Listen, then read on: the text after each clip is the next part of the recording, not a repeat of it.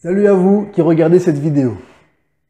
À votre avis, comment est-ce qu'on peut faire pour réussir au bac lorsqu'on manque de confiance en soi? Si vous ne me connaissez pas, je suis Monsieur Bertrand, professeur de mathématiques et d'informatique au cours privé Sciences Po. Aujourd'hui, je suis avec Maïwan, Maïwan, donc je suis une élève de terminale et cette année j'ai passé le bac, le nouveau bac d'ailleurs. Très bien, donc elle va nous raconter un peu tout ça. Alors, Maïwan, on va commencer en classe de seconde. Oui. Vous étiez à combien de moyenne dans les matières principales? 16, 17.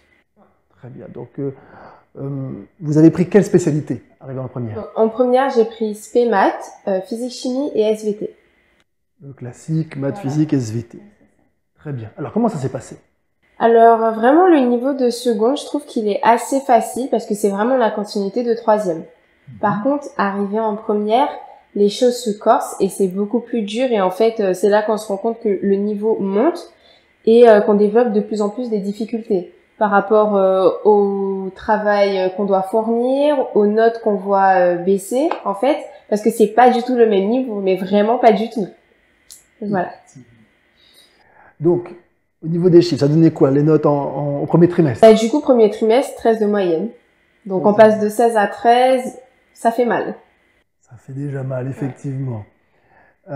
Pour les 3 matières? Ou juste pour la moyenne générale? En général. En général. Alors, dans le détail des matières, en physique-chimie, vous êtes... En physique, je pense que je devais être à 12, en maths 19 et SVT donc... Alors, 19 ou 9 ou 10? 9 et 10. Ah, d'accord, entre 9 et 10. Entre 9 et 10, voilà. D'accord. Et SVT 13, 14. 13, 14, d'accord, très bien. Alors, à ce moment-là, qu'est-ce que vous avez fait pour pouvoir justement vous adapter? Mais déjà, j'ai attendu de voir le premier trimestre afin de m'en rendre compte vraiment. Oui. Et c'est une fois que j'ai vu que vraiment le premier trimestre ça allait pas que du coup j'ai dû travailler. J'ai pris des cours aussi pour pouvoir m'aider parce que j'avais des difficultés et puis c'était beaucoup plus de travail à la maison. Vraiment un emploi du temps assez Chargé? Oui, chargé. Voilà. Des exercices, des vidéos, enfin voilà, c'est du travail personnel. Beaucoup de travail personnel pour comprendre et rester des heures là où on bug. Très bien, très bien, très bien. Alors, ça donnait quoi? Dites-moi. Du coup, j'ai pu avoir plus de 14. De moyenne générale? Oui, voilà. Après le second trimestre. Et mes notes ont augmenté, bon, pas forcément de beaucoup, mais déjà un point, je trouve ça pas mal. C'est déjà bien, Voilà. déjà bien, oui, oui. Alors, en fin d'année, vous avez abandonné quelle matière? J'ai abandonné maths. Alors, vous avez fini, alors, quelle note a été gardée pour le bac? 10. Vous en gardez 10? Oui. D'accord. Donc, vous avez conservé physique, chimie et SVT. Et SVT. Voilà. Et ensuite, donc, classe de terminale, Voilà, racontez-nous, qu'est-ce qui s'est passé? Eh ben, c'était la continuité de première, donc toujours les mêmes difficultés. Et c'est vrai que surtout en physique, c'est très très très poussé. Donc encore les cours, les vidéos, enfin SVT, franchement pour moi ça allait. Et j'étais beaucoup plus à l'aise en terminale qu'en première. Je sais pas pourquoi. Mais en physique, j'avais beaucoup de difficultés, toujours. Voilà. Et c'était ça qui était le plus dur pour moi, physique. Et puis vous me disiez tout à l'heure en off, des soucis. Oui. Vous doutiez régulièrement, oui, voilà. Est-ce que vous faisiez les choses correctement, etc. Quand on voit beaucoup d'échecs, des évaluations où on n'a pas la moyenne, on se dit mais est-ce qu'on va vraiment réussir? Surtout que le bac il est en mars, donc la pression elle est vraiment haute.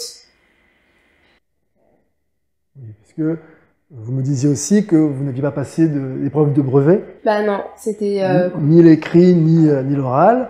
Bon, vous avez passé le bac de français, oui. Mais... c'est une avant-première. Voilà, c'est pas tout à fait la même chose. D'ailleurs, le bac de français, ça s'est passé comment? Super bien passé, 17 et 16, ça va. Ouais. Vous faisiez des points d'avance, c'est très bien. Et donc, on est en terminale. Au niveau donc, de la physique-chimie, donc on arrive aux épreuves du mois de mars.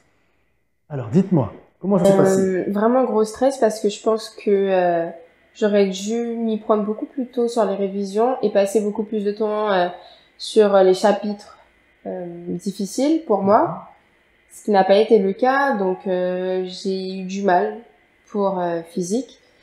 Et pour SVT, je pense qu'on s'attendait pas à ce sujet-là. Donc voilà. Alors ça donnait quoi? Ben honnêtement, j'ai eu 10 et 13. Pour moi, j'ai raté.